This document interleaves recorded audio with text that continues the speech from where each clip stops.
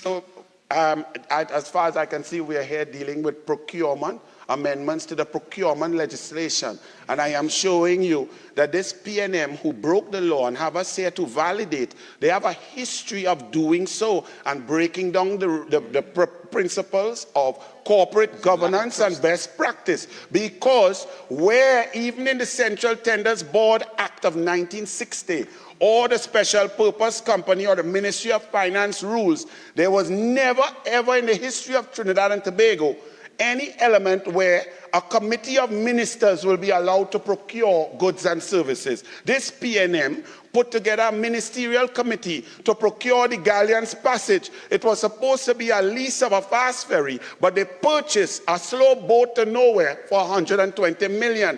This is why procurement legislation is very important and why we must not support the validation of the breaking of the law of the PNM, because you give them an inch, they take a billion.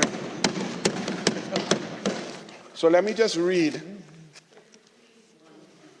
The member's been talking about validation for 10 minutes now. Tedious.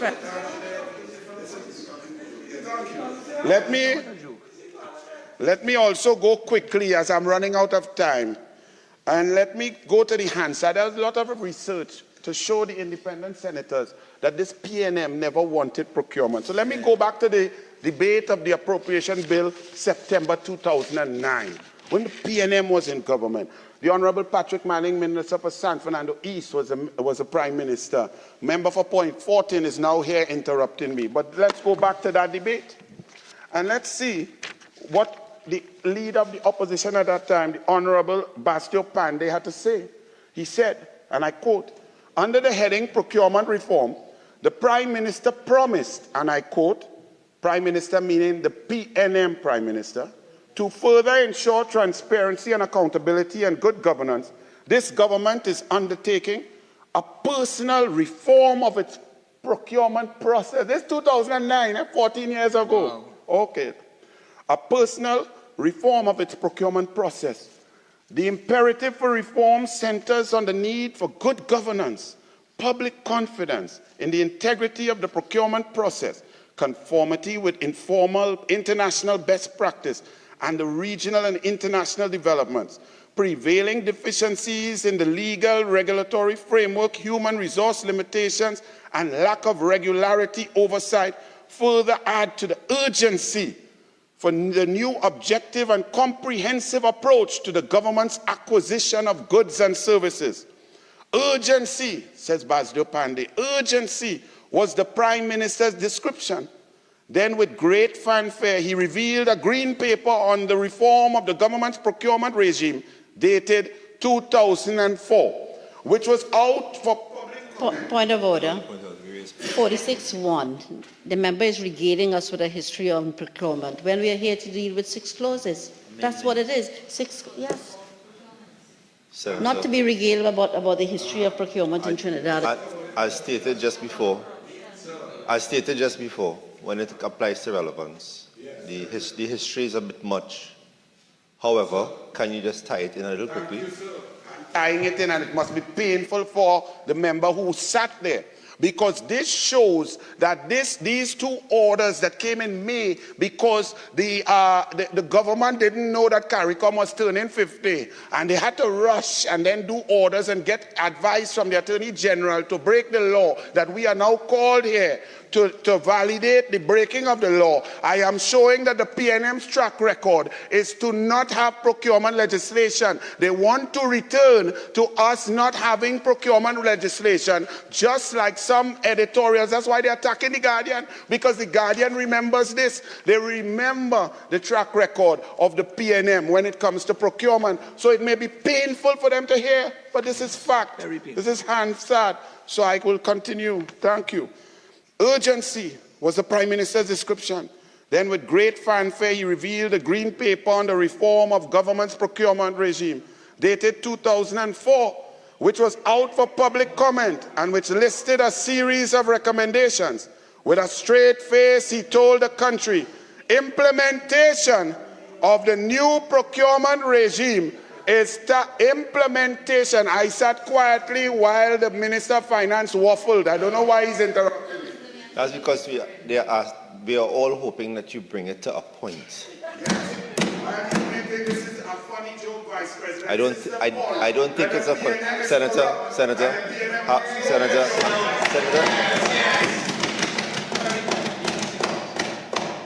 Senator, you have 8 minutes remaining. You need to take out the fluff and bring it into relevance. No. I am on my legs. I am on my legs. It is silence when I'm on my legs. I'm asking you in parliamentary terms to keep your point relevant and to desist from the straying away with the historical lesson. You have made your point. Do you have another point to bring? You would apologize for describing it as Senator Roberts. Excuse me. Senator Roberts, I am on my legs once again. I ask that you keep your contributions relevant and you tie it in to the bill and the amendments at hand. Thank you, sir. The bill comes here to validate the illegal actions of this government, who broke the law with the procurement legislation that was eventually passed here. Right? The Point of PNM order. 53(1)B. We heard this already. The member has brought up tedious repetition. You have reiterated that point many a time. Because you all keep standing, sir. But we have heard it. If I sit back down, you're going to say it again. I ask that you move on, please. Thank you. The Honorable Minister of Finance said in this Honorable Senate that the procurement legislation passed in 2015 by the Kamla Persad-Bissessar government sought to put such stringent laws as developed countries, and that Trinidad and Tobago is not ready for such brilliance, such amazing. We are not able to reach those standards. The United National Congress says that we totally reject that statement by the PNM and the Minister of Finance. We in Trinidad and Tobago can ascribe to the highest levels of procurement, propriety, and merit throughout. And to make that argument that we are somehow, and I heard the Honorable Attorney General talk about us and describe us as some jungle and swinging. I didn't understand where he was going with that. But I can say that for a government and a Minister of Finance to come here and tell the population that we are not good enough to have stringent first world procurement so that we could stop thieving, I have a problem with the PNM government on that point. They say that they made a mistake. They made an error. It was oversight. It was poor drafting, but they didn't make the law, but we're going to validate. But yet they come here with arrogance and hubris. When one makes a mistake, or when there's oversight, or they made an error, one should come and say, mea culpa. We are sorry. We humbly ask you to help us get out of the morass that we have found ourselves in. Could you please assist us? But not this PNM. They break the law. They got the procurement. They procure and spend people money illegally. We don't know how much, we don't know where it went, to whom and by whom and what we got for it. They came in the parliament, and when they were asked a question downstairs about the conference that told us that crime is a public health thing, like you need a vaccine to stop gun, they came and told us it was 1.3 million. We later found out 2 weeks later it was 3.4 million. They're telling us about 9 million, but 20 million was approved. Is it 20 million? Is it 50 million? Is it 100 million? We need to know where the taxpayers' money went, where the money gone. Who spent it?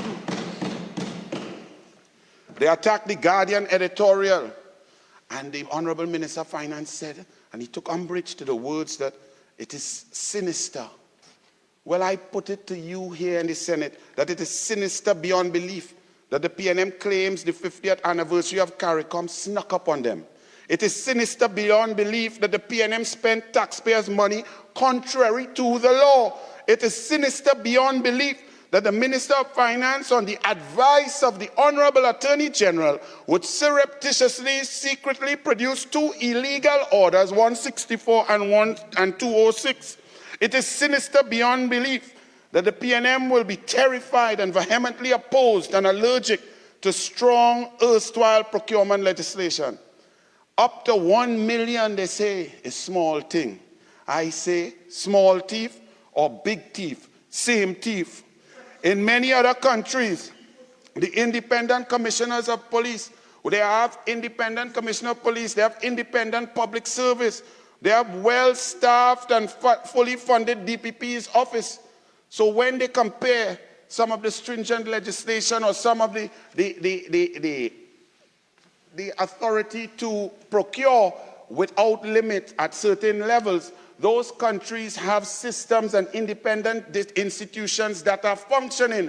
In this country, under the PNM, all independent institutions have been infected with Balize poison, whether it is the Commissioner of Police, the Integrity Commission, across the board.